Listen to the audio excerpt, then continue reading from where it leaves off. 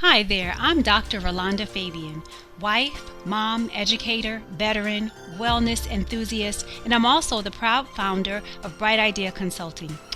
I'm passionate about helping you thrive, prioritizing your well-being, achieving your breakthroughs, and unlocking your personal potential.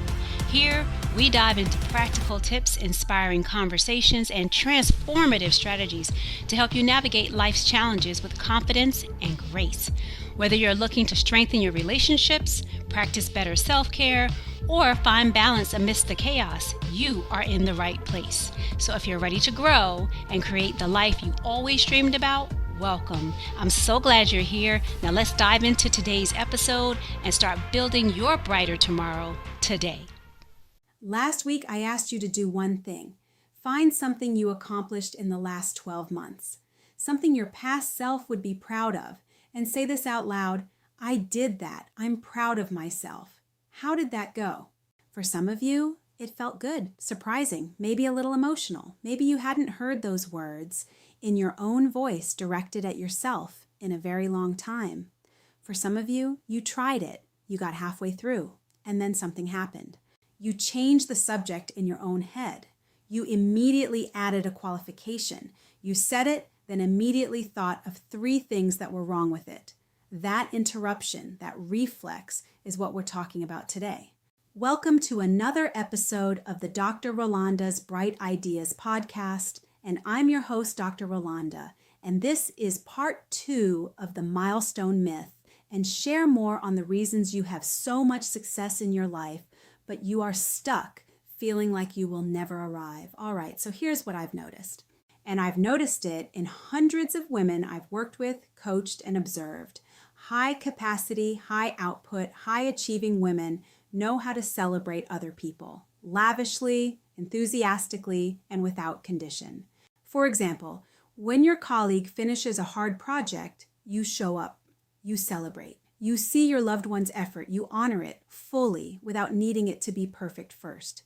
When your colleague gets the promotion, when your child masters something difficult, when someone on your team has a breakthrough, you are all the way there, and you make them feel seen. You mark the moment. But then something good happens for you. Celebrate? Not you. You're too busy thinking, it could have been better. It really wasn't all that impressive. Or it only worked because the circumstances helped. I still have a long way to grow. So many others would have or could have done more or better. Did you hear that? You would never say those things to someone else. You would never hold the people you care about to the standard. Yet you apply it to yourself. Sis, that is not humility. That is a double standard. And it is one that is costing you more than you know. Let me clear something up before we go further, because I think there's a lot of confusion about what we're even talking about when we say, celebrate yourself. Celebration is not a spa day. It's not a girl's trip. It's not a glass of wine at the end of a hard week. Those things are wonderful, and I'm not opposed to any of them. But if that's all celebration is, a treat you give yourself after you've earned it, you are still in the transaction mindset. You are still saying, I performed well, so I receive a reward. Honestly, that is not celebration. That is compensation. Compensation says, I worked hard, so I deserve something nice. Celebration says something different. It says, I exist, I am growing, I am worth honoring, right now, today, regardless of what this week looks like. Celebration is not transactional or conditional, and it is a birthright. It is something you have to earn. Celebration is a recognition, an acknowledgement, a moment of genuine seeing, of looking at yourself and saying, I see you. I see who you are becoming, and she is already extraordinary. Let me give you a framework, because celebration is complex for most of us. It lives in all 4 of the realms we work in at Inner Realm WELLth. Last week we talked about your spirit, physical, mental, and emotional realms. The spirit realm celebration is the act of sacred acknowledgement. It's the moment you stop, not to ask for anything, not to confess anything, not to intercede for anyone else, but just to say, thank you for what has happened in and through you, and receive it. This is different from a gratitude list. A gratitude list is a discipline.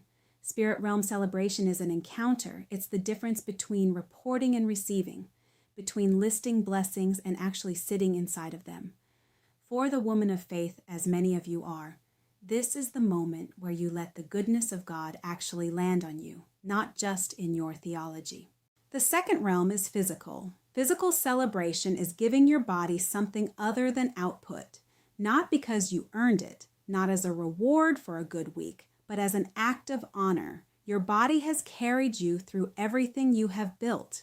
It has shown up when it needed to rest. It has performed under pressure. It has delivered. So, physical celebration is the act of turning toward your body with care, intentionally, not incidentally. Restoration, that is chosen. Enjoyment, without shame. Nourishment, that is not rushed. The third realm is mental. Mental celebration is the deliberate registration of your wins. This sounds simple, but it is not easy, because our brains are wired for threat detection, not win registration. We move past the accomplishment in search of the next problem. Mental celebration is the practice of forcing a pause, of making your mind slow down long enough to say, this happened, I did this. Let me actually take this in. Research is very clear that the brain needs time to consolidate positive experiences, to move them from working memory into long-term storage.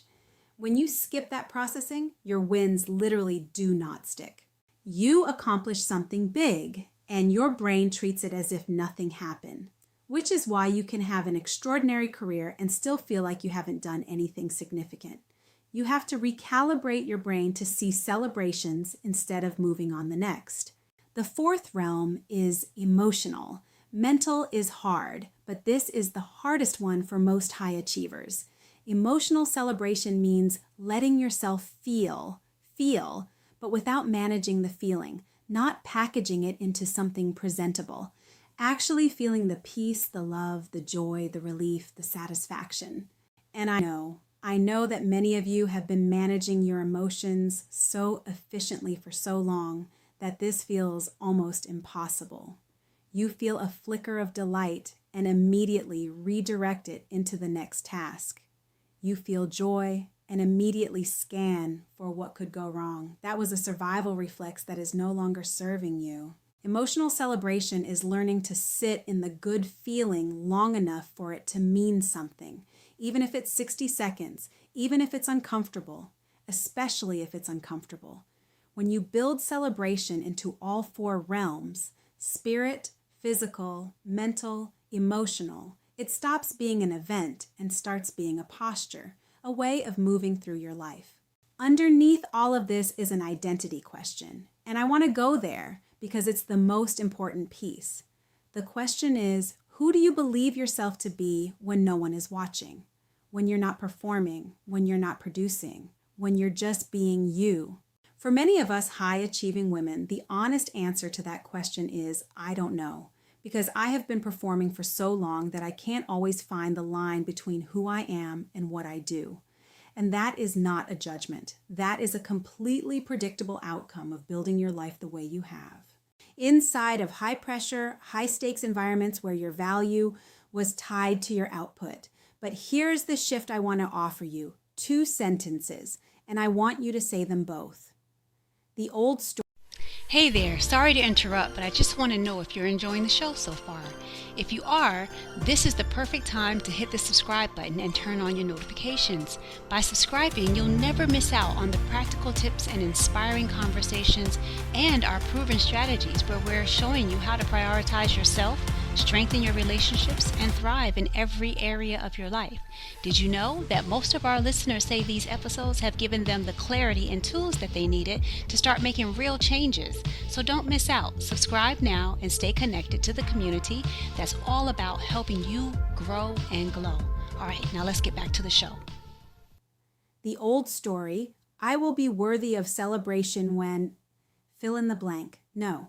The new story, I am worthy of celebration because I exist, period.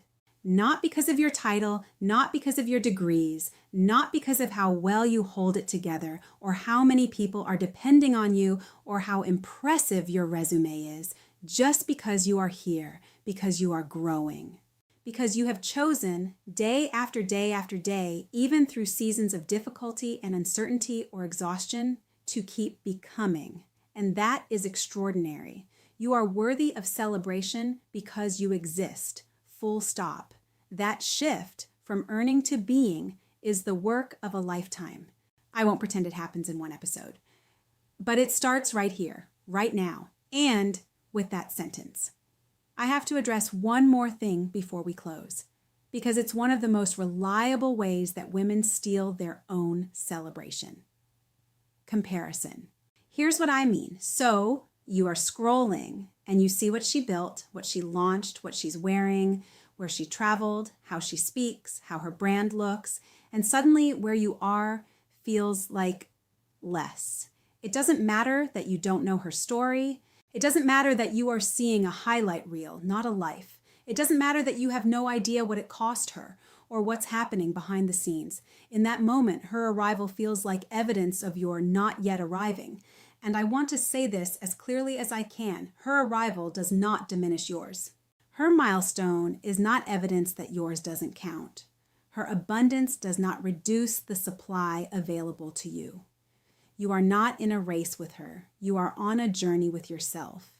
And the person you are measuring your progress against should be that version of you from about a year ago, not the highlight reel of someone else's journey. The next time comparison tries to steal your celebration, I want you to do something. I want you to intentionally celebrate her, and then immediately after you're done, celebrate you in the same moment, because they are not in conflict. Abundance is not a zero-sum game.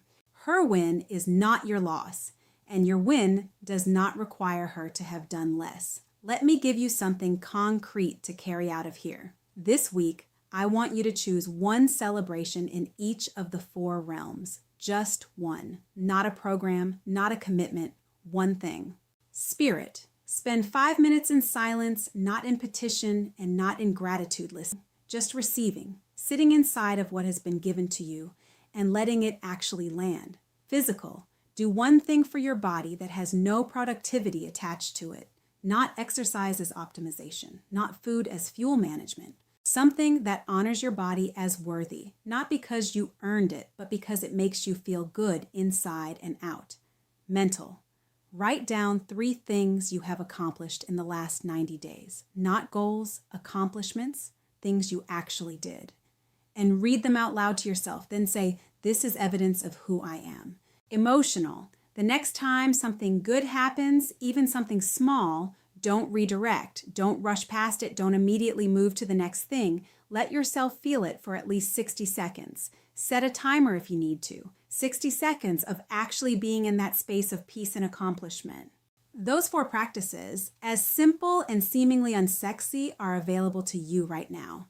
They are beginning of a posture of celebration. We are closing out our celebration series today, but the practice doesn't have to end here. In fact, it shouldn't end here. This message is the foundation that everything else we do is built on, because you can't do the full work of transformation. You can't move through the stages of arriving. You can't embrace your evolution. You can't step into the next version of yourself if you don't believe that the woman you are right now is worth showing up for. She is. And she has always been. Now it's time for her to know it. If you want to do this work at a deeper level, if you're ready to map your actual depletion and start building the real sustainability strategy, the Wealth Wake Up Masterclass is where you need to be.